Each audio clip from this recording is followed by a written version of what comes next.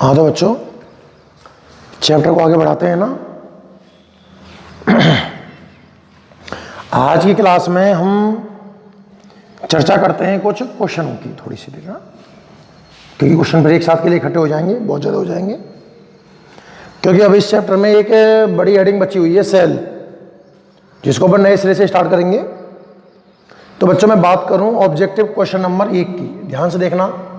कुछ objective question जितना अपन पढ़ चुके हैं उस पर जितने भी हो पाते हैं अपन से वो अपन करते हैं। पहला क्वेश्चन है कि चालक की प्रतिरोधकता एवं चालकता का गुणनफल किस पर निर्भर करता है। आप अपनी बुक निकालिए सब। ऑब्जेक्टिव क्वेश्चन नंबर 1 आप देखें, कह रहा है कि चालक की प्रतिरोधकता और चालकता का गुणनफल किस पर निर्भर करता है।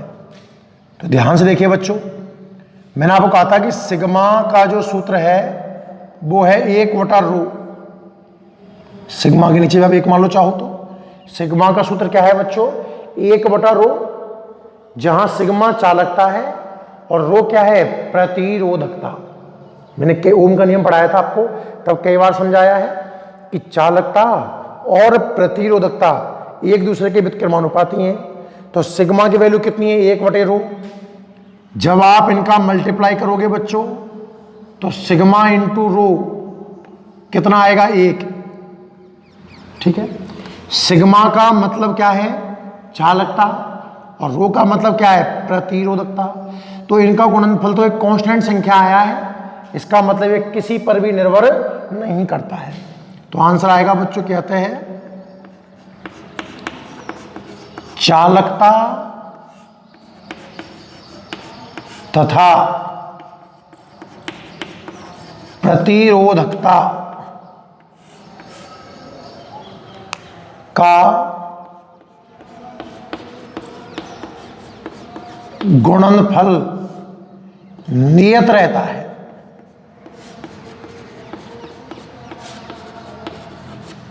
यह किसी पर निर्भर नहीं करता है। बहुत सरल क्वेश्चन है, इसमें ऐसी कोई खास बात भी नहीं है, क्योंकि दो नाम लिए थे, चालकता और प्रतिरोधकता, और हमने कई बार पढ़ा है कि चालकता और प्रतिरोधकता एक दूसरे के व्युत्क्रमानुपाती होते हैं, तो इनका गुणनफल किसी पर भी निर्भर नहीं करेगा। यह है हमारा क्वेश्चन नंबर 1। क्वेश्चन नंबर 2 है, दो समान आकार के तार जिनकी प्रतिरोधकता ρ1 और ρ2 है, श्रेणी क्रम में जुड़े हुए हैं, संयोजन की तुल्य प्रतिरोधकता क्या होगी? देखो ध्यान से, एक्चुअल में हम श्रेणी क्रम में प्रतिरोध का सूत्र जानते हैं कि दो तार हैं जिनका प्रतिरोध R1 और R2 है, वो श्रेणी क्रम में जुड़े हुए हैं। तो बच्चों श्रेणी क्रम का प्रतिरोध का सूत्र होता है R1 + R2, और आप जानते हो कि प्रतिरोध तो रो के समानुपाती है। तो जो क्रम प्रतिरोध का होगा वही क्रम किसका होगा? प्रतिरोधकता का। इसका मतलब ρS की वैल्यू कितनी आएगी? ρ1 + ρ2। कहने का मतलब अगर ρ1 और ρ2 प्रतिरोधकता वाले दो तार श्रेणी क्रम में जुड़े हों तो संयोजन की जो प्रतिरोधकता है बच्चों वो कितनी आएगी? ρ1 + ρ2। आपको समझ आया ना? क्योंकि मैंने संयोजन प्रतिरोधकता का नहीं पढ़ा है, किसका पढ़ा है? प्रतिरोध का। तो प्रतिरोध का श्रेणी क्रम है R1 + R2। R समानुपाती रो के है तो रो का भी यही क्रम होगा। अच्छा, एक क्वेश्चन मेरी तरफ से एक्स्ट्रा सुन लीजिए आप। अगर ये पैरेलल क्रम में होते बच्चों तो RP का सूत्र मैंने क्या बताया था? R1 R2 ऊपर गुणा और नीचे योग, ये बताया था क्या? तो ये सर प्रतिरोधकता की बात करता बच्चों पैरेलल क्रम में, तो ये सूत्र क्या बन जाता पता है? ρ1 × ρ2 बटा ρ1 + ρ2। क्लियर है भाई बात यहां तक? उम्मीद है सबको समझ में आ गई होगी। क्वेश्चन नंबर 3 देखिए आप। एक चालक प्रतिरोध को बैटरी से जोड़ा गया है। प्रतिरोध हमने कहां जोड़ दिया है? बैटरी से। शीतलन प्रक्रिया में, शीतलन का मतलब है ताप कम होना, ठंडा होना। चालक के ताप को कम कर दिया जाए तो प्रवाहित धारा पर क्या प्रभाव पड़ेगा? देखो क्वेश्चन नंबर 3 बच्चों, मैंने आपको एक बात बताई थी कि जब हम चालक का ताप बढ़ाते हैं, जब हम चालक का ताप बढ़ाते हैं तो प्रतिरोध में वृद्धि होती है। जब आप चालक का ताप बढ़ाते हो, कैसे कहानी थी? जब हमने ताप बढ़ाया था बच्चों तो इलेक्ट्रॉन तेज गति कर रहा था, श्रांति काल का मान घट रहा था, और रो श्रांति काल के व्युत्क्रमानुपाती था तो रो का मान बढ़ रहा था। मतलब ताप बढ़ाने पर प्रतिरोध बढ़ रहा था। अब ये कह रहा है शीतलन की प्रक्रिया,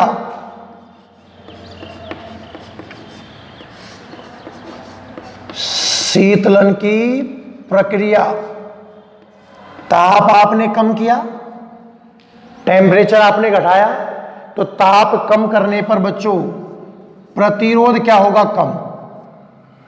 ताप बढ़ाएंगे तो चालक का प्रतिरोध बढ़ेगा, ताप घटाएंगे तो प्रतिरोध घटेगा, पर उस अवस्था में धारा का मान बढ़ जाएगा, क्योंकि I बराबर बी अपॉन आर। आई तो व्युत्क्रमानुपाती होती है ना आर के। प्रतिरोध जितना कम होगा धारा उतनी क्या होगी? ज्यादा। तो क्वेश्चन क्या था कि शीतलन की प्रक्रिया में ताप कम करने पर प्रवाहित धारा पर क्या प्रभाव पड़ेगा? तो आंसर है बच्चों, ताप कम करने पर धारा के मान में क्या हो जाएगी? वृद्धि। बात क्लियर है? तो आंसर लिख लेना कि जब शीतलन की प्रक्रिया में ताप कम किया जाता है तो धारा का मान बढ़ जाता है, आई के मान में वृद्धि होती है बच्चों। क्लियर है यहां तक? आगे अगला क्वेश्चन नंबर 4 देखिए आप। क्वेश्चन नंबर 4 क्या कह रहा है? चलो इसको करा देते हैं। खैर सेल पढ़ा नहीं है, फिर भी मैंने आपको एक दिन हिंट बताई थी। 2.1 वोल्ट का एक सेल, सेल का विद्युत वाहक बल ई दे रखा है आपको, कितना? 2.1 वोल्ट। ठीक है, 0.2 एम्पियर की धारा देता है। आई का मान दे रखा है बच्चों 0.2 एम्पियर। थोड़ा ढंग से सॉल्व करें, पॉइंट को हटाएं तो नीचे इसको हम 2/10 लिख सकते हैं, और जब 2/10 को काटेंगे बच्चों तो 1/5 एम्पियर भी लिख सकता हूं। सेल का वोल्टेज 2.1 वोल्ट है, जिसमें धारा 1/5 एम्पियर बह रही है। यह धारा 10 ओम के प्रतिरोध से गुजरती है। आपको जो प्रतिरोध की वैल्यू दे रखी है बच्चों वो 10 ओम दे रखी है। तो सेल का आंतरिक प्रतिरोध क्या होगा? आपको याद है ना, आंतरिक प्रतिरोध का प्रतीक स्मॉल आर हुआ करता है। एक क्वेश्चन एग्जाम्पल कराया था आपको मैंने, और सूत्र क्या कहता है? I is equal to E upon, अच्छे से याद कर लो, बहुत जगह काम देता है ये सूत्र भाई। कैसे आया? जब हम नेक्स्ट वीडियो में सेल पढ़ेंगे तब इस सूत्र पर खूब चर्चा करने वाले हैं।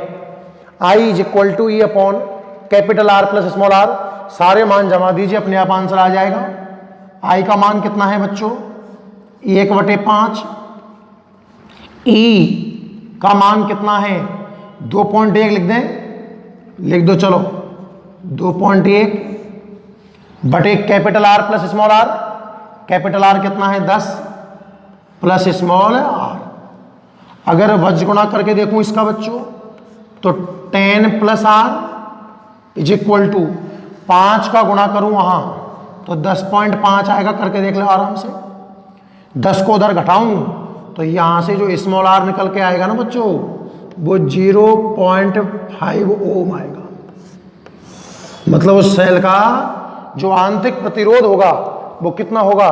0.5 ओम होगा।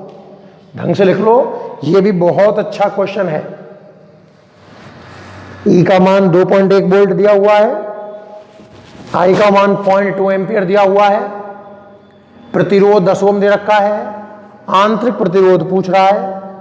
तो आई का ये सूत्र मैंने आपको एक एग्जांपल में कराया था, इसलिए मैंने क्वेश्चन करा दिया है। वैसे ये क्वेश्चन सेल का है ना। I is equal to capital E upon capital R plus small are.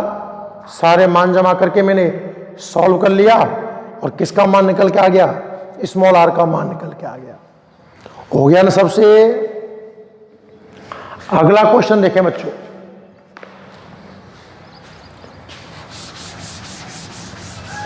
Screen pause करके भाई ढंग से पूरा लिख लेना है ना। मैं पूरा साफ कर रहा हूं।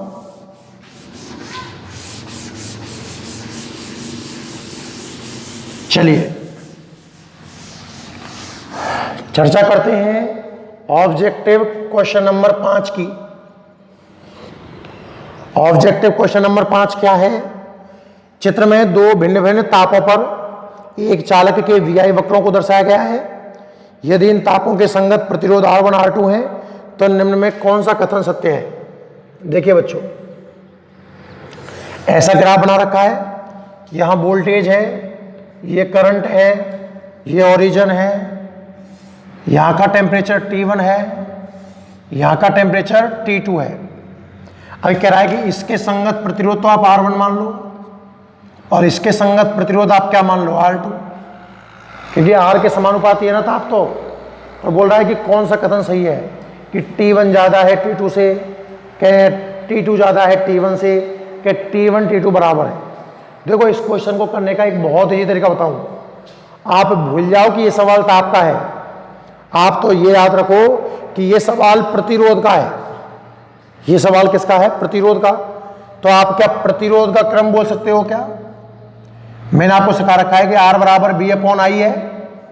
बहुत तरीके हैं इस क्वेश्चन को करने के। तो वोल्टेज वाला अक्ष पकड़ लो, ये पकड़ लिया भाई। इसके नजदीक कौन सा है? R2, ये सबसे बड़ा। फिर नंबर किसका है? R1 का। मतलब अगर ये सवाल ताप का ना होकर प्रतिरोध का होता तो मेरा आंसर होता कि R2 बड़ा है R1 से। पर मैं जानता हूं कि चालक के लिए R और T तो समानुपाती हैं। ताप बढ़ाया था, प्रतिरोध बढ़ा था, आपको याद होगा। तो जो क्रम R का है वही क्रम T का है। तो आंसर, राइट आंसर क्या है? T2 ज्यादा है किससे? T1 से। नोट करो जल्दी से। चलो, बहुत इजी तरीका बताया आपको मैंने। ये जो ताप का क्वेश्चन था, एक्चुअल में आप इसे प्रतिरोध मान लें। जहां T1 है वहां R1 और T2 है वहां R2। प्रतिरोध को आपने सूत्र लगा दिया साहब, R बराबर B/I होता है। B वाले अक्ष को पकड़ लिया। B के नजदीक कौन दिखा मुझे? R2। R2 ज्यादा है R1 से, और जो हाल R का होगा वही हाल T का होगा, क्योंकि R और T समानुपाती हैं। इसलिए T2 ज्यादा है T1 से। क्लियर है बच्चों? क्वेश्चन नंबर 6 मैं आपको विद्युत ऊर्जा पढ़ाऊंगा तब कराऊंगा, ठीक है ना। क्वेश्चन नंबर 7 देखिए आप। R ओम के 5 प्रतिरोध हैं। पहले 3 समांतर में, इसके बाद 2 प्रतिरोध श्रेणी क्रम में है। तुल्य प्रतिरोध कितना होगा? Question number, objective question number 7 देखिए आप। मेरे पास R मान के 5 प्रतिरोध हैं बच्चों। पहले 3 समांतर में, 1 2 3। पहले 3 प्रतिरोध तो कौन से क्रम में है बच्चों? समांतर क्रम में। ये लो, सही आया समझ में? अब अगले 2 कौन से क्रम में है? श्रेणी क्रम। ये डायग्राम है बच्चों। बाकी मैं साफ कर रहा हूं, चलो इसके अलावा देखना है ना, उधर से साफ कर रहा हूं।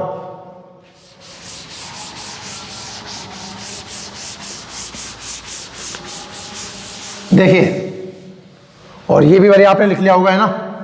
नहीं लिखा है तो स्क्रीन पॉज करके पहले इसको नोट कर लो। साफ कर दो इसको भी ना।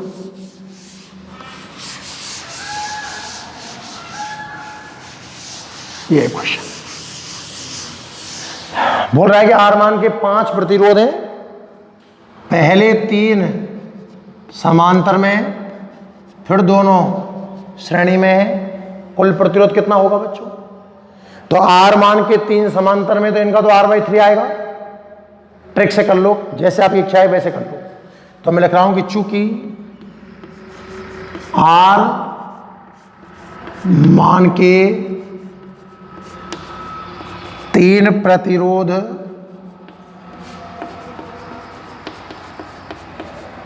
समांतर क्रम में है,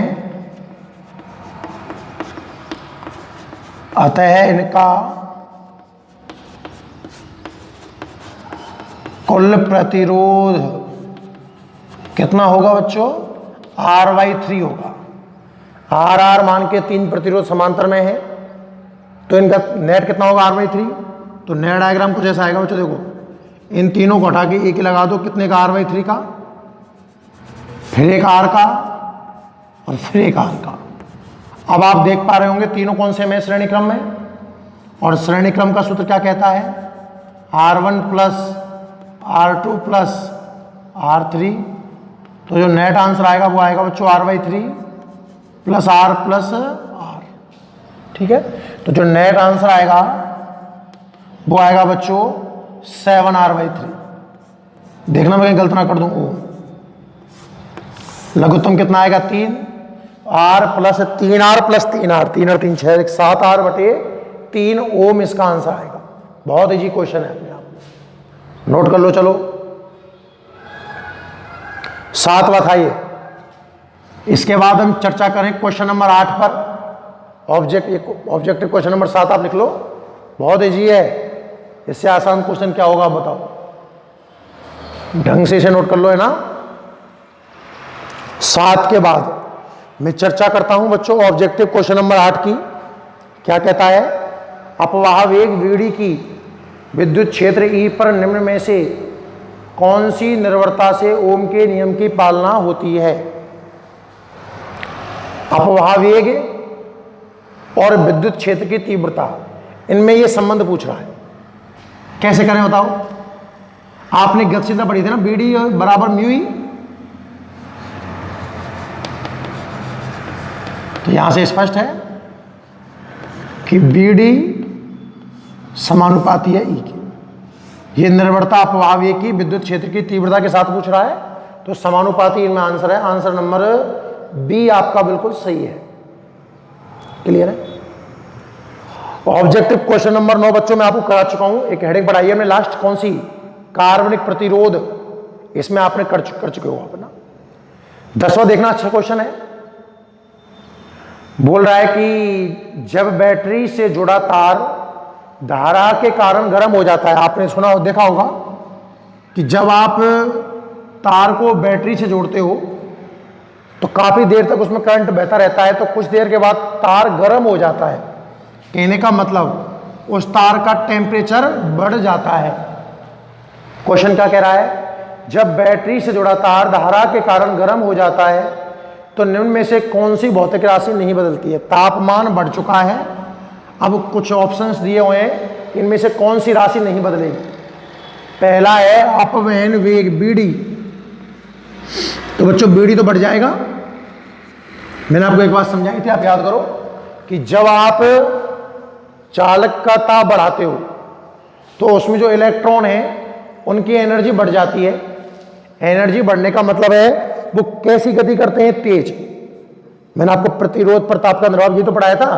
अब वो तेज गति करेंगे, तो फिर श्रांति काल कम हो रहा था।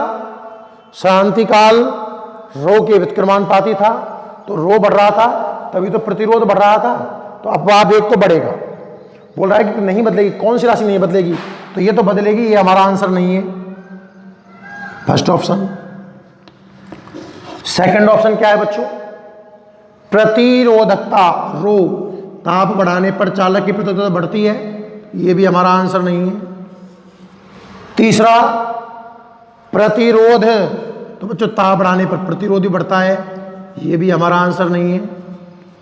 ऑप्शन नंबर 4 क्या कह रहा है, मुक्त इलेक्ट्रॉन संख्या इलेक्ट्रॉन घनत्व, बिल्कुल बच्चों ये कांस्टेंट रहता है। आपको पता होगा जब चालक में धारा बहती है तो उसका व्यवहार उदासीन रहता है। मैंने आपको ये बात समझाई है ना, जब चालक में धारा बहती है, स्टार्टिंग लेक्चर में समझाई थी, तो उसका व्यवहार कैसा रहता है, उदासीन। ना तो नंबर ऑफ इलेक्ट्रॉन संख्या बढ़ती है और ना नंबर ऑफ इलेक्ट्रॉन संख्या घटती है। जब बच्चों मुक्त इलेक्ट्रॉन संख्या ना बढ़ रही है ना घट रही है, इसका मतलब ताप चेंज करने पर इलेक्ट्रॉन घनत्व या एकांक आयतन में मुक्त इलेक्ट्रॉनों की संख्या कांस्टेंट रहेगी। तो ऑप्शन 4 इसका सही आंसर है। क्लियर है, कोई डाउट हो तो आप देख लो, जल्दी से आप स्क्रीन पॉज करो और ये पूरा लिख लो। ये ऑब्जेक्टिव क्वेश्चन सारे हो गए, सिर्फ एक क्वेश्चन बचा हुआ है 6। जब आपको हम धारा का ऊष्म प्रभाव विद्युत ऊर्जा हेडिंग पढ़ाएंगे तब ये क्वेश्चन साथ में ले लेंगे बच्चों। क्लियर है? मैं साफ कर रहा हूं ना। ये तो ये कौन से ऑब्जेक्टिव, अब साथ में लघुत्रात्मक भी देख लीजिए आप। क्वेश्चन साथ में होंगे तो फिर एक साथ प्रेशर नहीं आएगा, है ना, इसलिए अपन साथ में लेके चल रहे। लघुत्रात्मक का पहला क्वेश्चन मैं आपको करवा चुका हूं, वापस करवा दूं आप चाहो तो। अच्छा क्वेश्चन है, बोर्ड में आया हुआ भी है, ऐसा एक ग्राफ बना रखा है।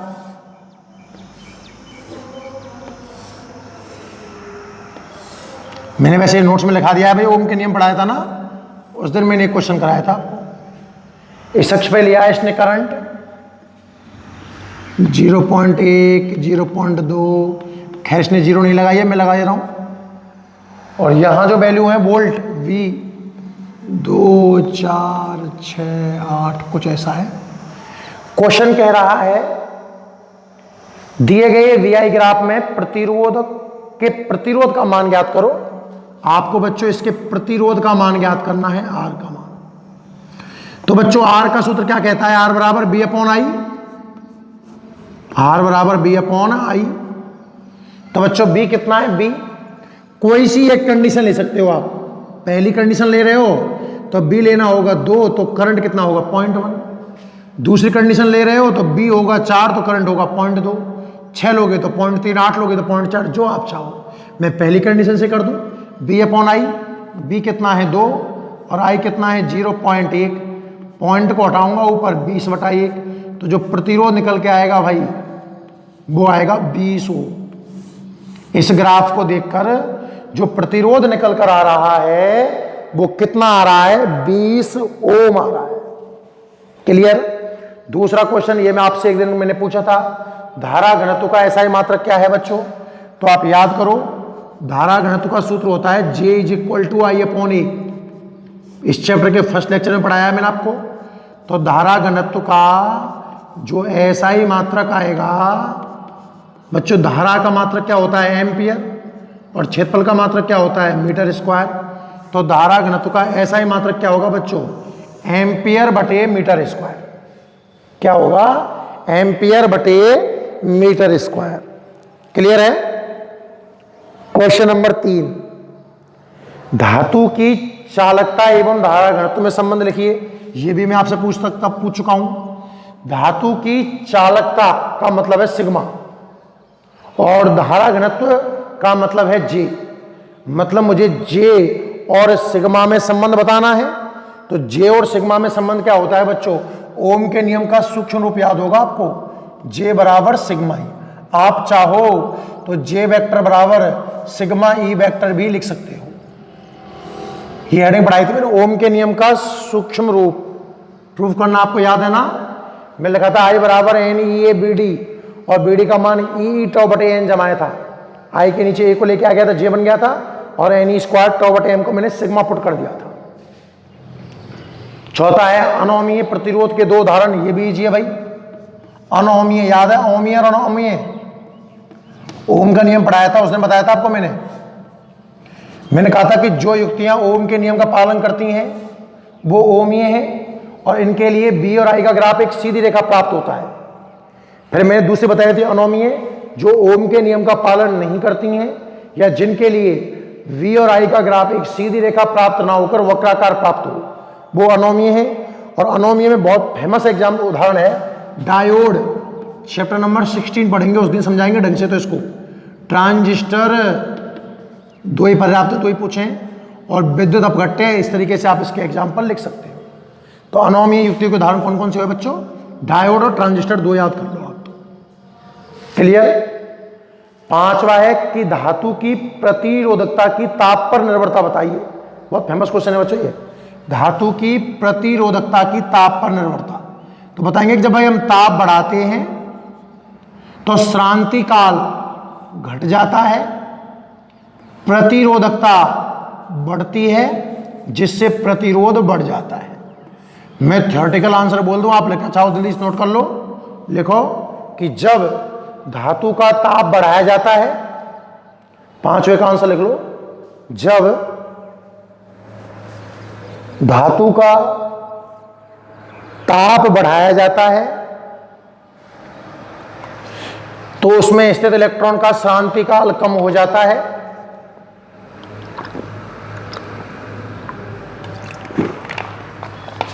जब धातु का ताप बढ़ाया जाता है तो उसमें स्थित इलेक्ट्रॉन का शांति काल कम हो जाता है, जिससे प्रतिरोधकता व प्रतिरोध बढ़ जाते हैं। जिससे प्रतिरोधकता और प्रतिरोध बढ़ जाते हैं। लिख लेना भाई। एक छठा और देख लो, क्योंकि 7वां भी पढ़ाया नहीं है। 7वां तो मैं साथ में करा दूंगा, पढ़ाऊंगा तो बोर्डिंग। छठा देख लीजिए कि ऐसे 2 पदार्थों के नाम लिखिए जिनकी प्रतिरोधकता ताप बढ़ाने पर घटती है। ताप बढ़ाएं और प्रतिरोधकता घट जाए। बच्चों अर्धचालक में होता है ऐसा। क्यों, मैं थोड़ा समझा दूं आप चाहो तो। जब ताप बढ़ाते हैं ना, चैप्टर नंबर 16 पढ़ेंगे उस दिन समझ में आएगा एक्चुअली में। तो खैर, जब हम ताप बढ़ाते हैं तो उनमें सहसंयोजी बंध टूटते हैं। अर्धचालक में ताप बढ़ाने पर सहसंयोजी बंध टूटते हैं। और अर्धचालक में बच्चों आवेश वाहक मैंने आपको बताया इलेक्ट्रॉन और होल। तो बंध टूटने से इलेक्ट्रॉन होलों का निर्माण होगा, आवेश वाहक बढ़ते हैं, इसलिए चालकता बढ़ेगी, प्रतिरोधकता घट जाएगी। सीधे आधार को अर्धचालक। और इसका एग्जाम्पल पूछा है हमसे तो सबसे बढ़िया अर्धचालक होता है बच्चों सिलिकॉन और जर्मेनियम। तो बोल रहा है कि ऐसे 2 पदार्थों के नाम लिखो जिनका ताप बढ़ाने पर प्रतिरोधकता घट जाती है। तो आंसर लिख देना बच्चों सिलिकॉन और जर्मेनियम। सिलिकॉन और जर्मेनियम, ठीक है। तो एक तो आपका ऑब्जेक्टिव क्वेश्चन बचा है क्वेश्चन नंबर 6 और एक आपका अति लघुत्रात्मक बचा है क्वेश्चन नंबर 7। आज के लेक्चर में बच्चों यहीं तक। बाकी अपन अगली क्लास में स्टार्ट करेंगे सेल के बारे में, जो बहुत इंपॉर्टेंट हेडिंग रहेगी। पहले आप एक बार यहां तक कंप्लीट करके रख लें इनको। चलो धन्यवाद, नोट कर लो उसको, ठीक है।